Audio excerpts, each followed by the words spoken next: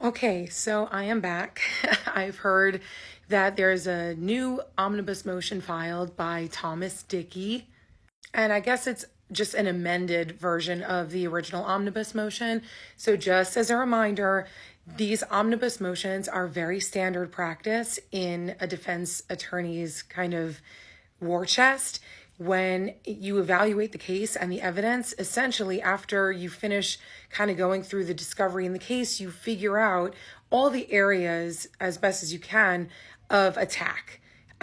All the areas where you want to say things were done illegally by the police procedurally, because that is a way that you can kind of chip at the strength of the prosecution's case. And that's the way to get certain pieces of evidence suppressed before trial so that the trial is not as strong, the evidence is not as strong at trial as the prosecution originally hoped it would be.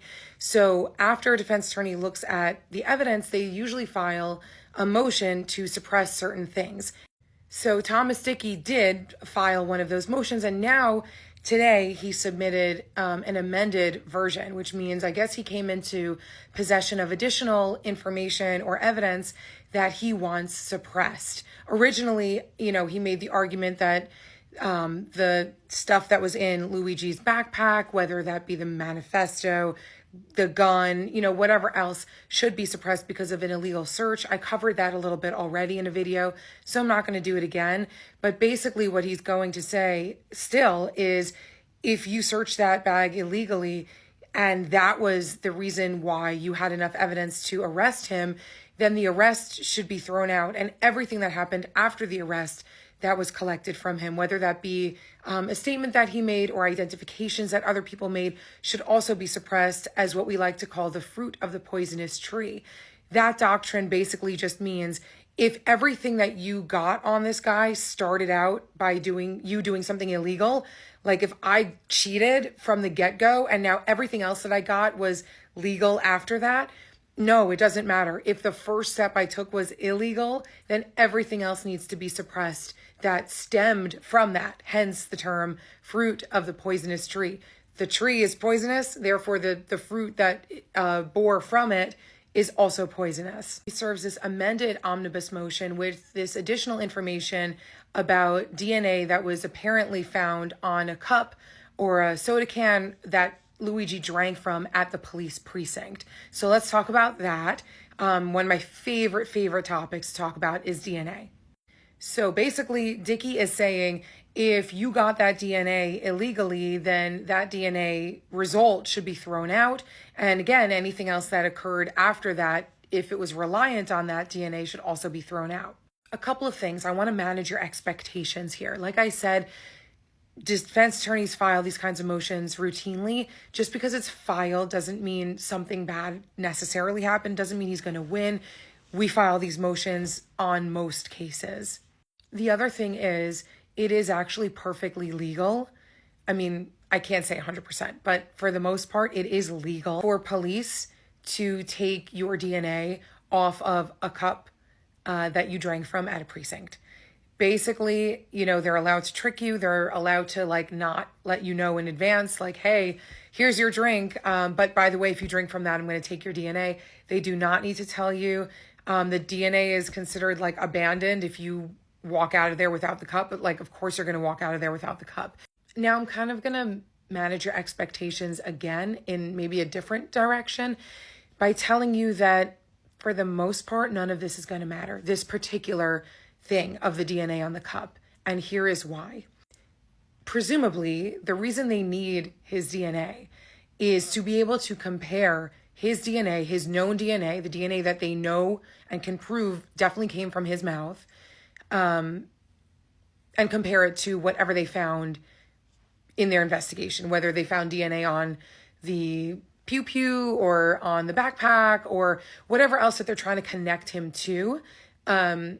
What they need to do for a jury, like in any case, is they need to be able to present to a jury, here's his known DNA, here's the DNA we got off of the scene, we tested it in the lab and it matches.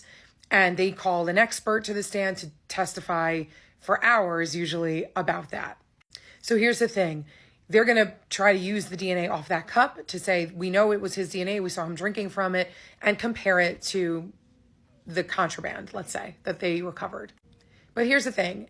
If that DNA gets suppressed, if the DNA off the cup was found to have been taken illegally, it's not going to matter. Because all that the prosecution is going to really have to do is write a motion to a judge, which a judge is going to grant, to swab Luigi. And what happens with that is they write a motion, they say, Judge, we have, reason to believe, they cite all sort of case law. We have reason to believe that if that his DNA will match what we recovered, and that therefore you should allow us to swab him. And a judge will say, okay, they'll bring a detective down. Usually it's either the arresting detective or somebody who works at the DA's office. And they'll bring that person to Luigi. They'll swab him with a Q-tip inside of his cheeks. It's called a buccal swab or a buccal swab. I've heard it pronounced both ways. They send that to a lab. They test it. They'll compare the swab that they take of Luigi to what they'll call male donor A, which is whatever DNA profile they picked up on the, stuff that they recovered. In fact, they'll probably do this anyway because it's cleaner, meaning they'll probably write that motion anyway and swab him anyway because it's a cleaner way to present this to a jury. In fact, even if somebody's DNA was in the state's database, like if they had a prior conviction and they were already swabbed in the past because of that, and then their DNA was uploaded into what's called CODIS, which is like a statewide DNA bank. By the way, I'm talking about New York, so maybe it's a little bit different in Pennsylvania, but the point is your DNA is going to get uploaded if you commit certain crimes and you're swabbed. Even if that had happened and they swabbed the backpack, let's say, and then they uploaded it into CODIS and it hit to the person that had previously committed a crime, even in that situation, a prosecution will, in order to make it a more clean trial, get that person swabbed and compare the swab again to the backpack swab. That's done to make it cleaner, and it's also done so that you don't prejudice a jury against the defendant by telling that jury basically that he's got a prior conviction. Obviously, that's not the case here with Luigi, but interesting little DNA tidbit because I love talking about DNA. But Thomas Dickey is doing his thing. Maybe that DNA was collected illegally. And if so, whatever comes after that could potentially be suppressed as well. He's got to write that motion. He did write the motion, and good for him. What probably happened is he didn't have the DNA results when he originally wrote the first omnibus motion, or he didn't have information that, that cup was left or that DNA was swabbed, and now he got that information, and so now he's amending his motion.